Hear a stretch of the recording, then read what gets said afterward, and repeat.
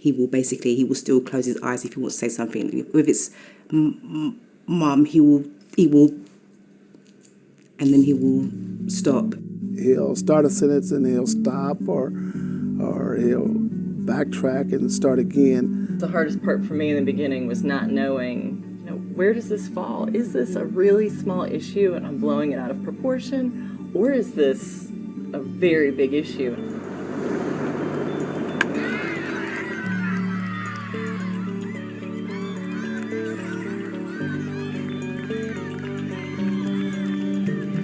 We get lots of telephone calls and queries every day from parents and others who are asking about their children who stutter and asking what they can do to help. Everyone kept telling us he would grow out of it.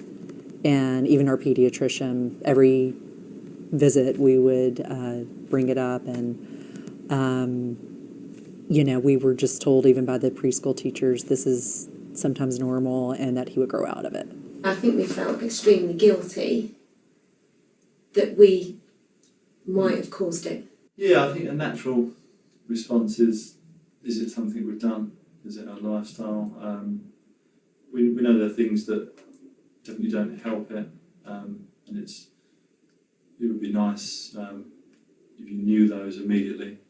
One of the most important things we want you to know is that there's no evidence that parents cause stuttering, but there are lots of ideas and things that you can do to help your child. We know that each child is unique within a family situation, and we know that parents often have the right instincts for which things will have most impact for their child. When he's excited, he will stammer more. Tired, he will stretch the words out. When he's tired, I know he's struggling, so I have to give him routine, a bedtime routine, same time every day. I think one of the first things that parents often ask us is, I know that my child should slow down, but I don't know how to help him to do that. Although we might be tempted to say to the child, slow down, take your time, maybe that's not going to help the child, because he might get the message that what he's doing is wrong. We wouldn't want him to think that. He might also be just thrown off of what he's trying to say if someone interrupts him and says slow down. And so maybe what we can do is just adopt a really unhurried manner ourselves. So appear very calm, even if maybe the child's stuttering is making you feel anxious, trying to have a very calm demeanour and using pauses to just give ourselves time to think, give the child time to process what we're saying, and really make the whole thing as unhurried as we can. We knew right away, to slow our speech down, and to not correct them in that, or not tell them to stop, or start over, those things. We did pick them on. So we were immediately doing some things. I speak very fast, not speaking very fast now, but I do, and I think that doesn't help the situation. Even though you may feel rushed, if you can convey, we're just going to take our time, we're not in a hurry, those kiddos are going to follow your lead. So we know that children do need a lot of time to talk, to think through what the answers to questions are or what sort of ideas they want to tell us about. We have time, I'm not going anywhere. Whatever you want to say to me, I'm here for you. What I found myself doing was asking too many complex questions. Right. And again, treating them like they're way older than they are. So I had to be very conscious of the questions that I asked. It's really natural for parents to ask their children questions, and I think sometimes they think that's a really helpful thing to do because it's going to encourage them to talk, which will help their language development. But maybe for the child who stutters, that can be a bit of a difficult thing for them, because being bombarded with questions sounds a bit like you're not going to have a lot of time to think about what you want to say in your response, and maybe some of those questions could be quite hard to answer too because they're quite complicated questions. And when you see family members around him talking really, really fast, because or skipping through questions, they'll ask one question and before he's had a chance to respond, they immediately start on their second and third question. And as an adult, you can process all that in the background, but disfluent children certainly can't.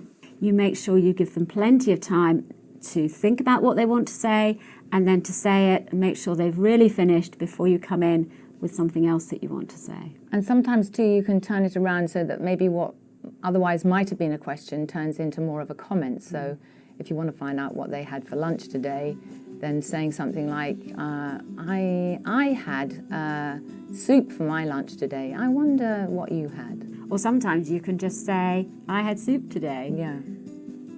And see what happens. Really listening to children is a really important skill to use with all your children, actually. One of the ways that we can indicate that we're really listening is particularly to stop for a moment what you're doing and give the child your eye contact. Show them that you're looking, because that helps them to know that you are actually listening to what they say at that moment. Just turn around and look at him so that he knows that you're listening, and you know that he's trying to answer you, because some people think he's not answering because they're not looking at him, but you can see in his face he's trying to answer. The simplest things of eye contact, cold confirmation of I hear you, you hear me, we understand, we are communicating. You can really go a long way with the child by not interrupting him during his speech, because that makes him very frustrated, knowing that he's trying to talk or speak to someone and you cut him off. I'm listening more to what you're saying. I mean, I could see within just a few minutes the difference that it was making. Like, well, before I think I was doing all of the talking. And I think the other thing to say is that you can't listen the whole time, and you especially can't do this high quality listening the whole time. It's difficult in busy life to constantly always get down on your knees to talk to them, or, you know, I've got a baby, so with a baby you're trying to deal with a baby and you're trying to answer questions, and it's, you know, it can't always happen. It's not always practical. It's okay to say to your child, I can't listen right now. I'm really busy. I've got to concentrate on the route I'm on right now, driving the car, and you have to hold on for a bit until I can listen to you. I think it's quite important to remember that actually we don't really take turns in families. It's very natural for people to interrupt each other and to overlap. And if your family isn't taking turns, that's just a very normal way of a family to be. But for the child who stutters, taking turns is going to be very helpful to them. So it's something you might need to think about putting in place to support their fluency. One of the things that's true of very young children is that it's hard for them to think about what they want to say and be monitoring the conversation to know when it's their turn to jump in. So I think for little children, if you can use an object, let's say you're at the dinner table, you can use a child's toy, a block or something like that. And we, you know, in the beginning we were passing around the salt shaker, you know, your turn to talk. Yeah. And I was amazed how fast that gelled. As long as everybody in the household has equal turns and they know that they will get a turn eventually. Making a place where everyone felt like they had the floor until they relinquished the floor, which was very hard. When you start doing that, you realize how much we interrupt one another or finish each other's sentences. You have to treat them equal. One kid is finished and then turn by turn. We would make sure that, hey, you know, it's not your turn yet, it's Ryan's turn. And then Ryan would go. And then they caught on very quickly. I think sometimes parents are tempted with a child who is stuttering to feel that you know, they must be given the floor, and that would not really be teaching them very good manners or to behave in a way that other people would accept too, if they get the idea that once they've got the floor, they can take it for as long as they like. It's a sibling dynamic, you know, both competing for time and your time and trying to get the floor. You know, even now they'll say, I'm talking. Yeah, you're it's my interrupting turn me. to talk. So I think it gave them some very valuable skills. I'm sure that confidence is one of the big issues that parents worry about for the child who stutters. I don't mean focusing on the talking. I think this is much more about building up his strengths, knowing that he's good at certain things, making sure that if he's done something well, you point it out to him. That was a lovely drawing. You really took your time to do that so nicely. One of the important things about giving praise that means something is really for the child to be very sure about what it is that you would like to praise about what he's done. So if he's put his toys away, it will be very important for him to know that. So I noticed that you've put all your toys away in the box where they belong.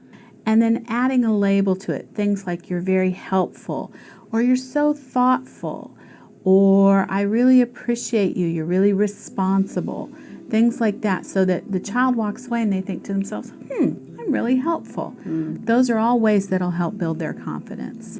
With children, you shout at them for being bad, and then when they've done something really good, you might pass a comment, but they don't really know what they've done good until we read the book, and it's about spelling out completely what they've done, how they've done it, and why you're really pleased, and a word that describes something that's really positive.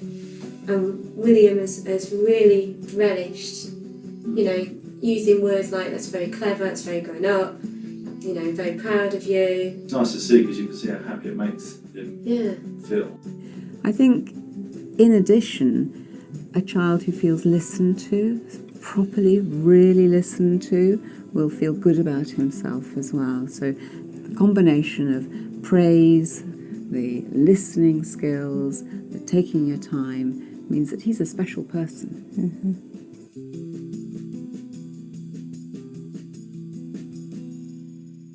Well, most of us lead pretty busy lives, and where we might think we have plenty of time with our children, actually sometimes it's quite hard to find time just to spend some individual time with a child. And what we find with the children who stutter is that many of them have responded really well to having a bit of one-on-one, undivided attention, one parent with that child, and no interruptions. And that special time doesn't have to be very long either. It only needs to be literally 5 minutes. Actually, even 5 minutes is pretty difficult to find in busy parents' lives. And I felt like that was such a break for me because it took some of the pressure off, that I do not have to be perfect all day, every day, that I can work on this, set aside a small block of time at night just to really give it your all. We had our key things that we were going to work on for that particular week, and whether it was something as simple as eye contact, letting them lead the play. Spending 5 minutes a day to do that does a couple of different things. It allows you to practice that one skill that you're trying out, and it also really helps your child feel attended to, and they're getting that special attention from you, and they feel really special. And so that's why we call it special time. This one-on-one time is slowing it down, giving him the confidence to kind of speak at his own rate of speed and say no what he pressure. Wants to say. Yeah, I feel like pretty early on we both had moments where we'd say, he was incredible tonight, so it's really encouraging. And making sure that that time is away from everybody else. You've shut the door, you've turned the television off, you've turned the phone off. And so for that 5 minutes, that child really does get the sense that they have your complete and undivided attention. And if you have other children, it might be really important to think about giving them a special time too, because what we wouldn't want to do is make it unfair. We want the child who stammers to be treated much the same as the other children in the family. Normal rules apply. They apply as much to your stuttering child as they do to any other child in the household. It's really helpful for parents to get the idea that if they want to know how to manage a child's behaviour at any time, they should think to themselves, if this child wasn't stuttering, what would I do? Discipline, they both get disciplined. Doesn't matter that he stutters. If he's naughty, he will get disciplined. If my older son's naughty, he will get disciplined. There's no special treatment at all. Parents do get very concerned that if they tell their child off, that might make them more stressed, they might stutter more. I think that it's very important within a family that you keep the same rules for every child within the family. If he did something wrong, I'll give him a timeout, same thing like his sister. I treat them equal. We want these kids to grow up to be responsible and polite and interact with each other in the same way we would any other child in the family. So the same rules apply. These things are helpful not just for the child who stutters, but for all children. We're teaching them good communication skills, we're building their confidence, and that's good for every child.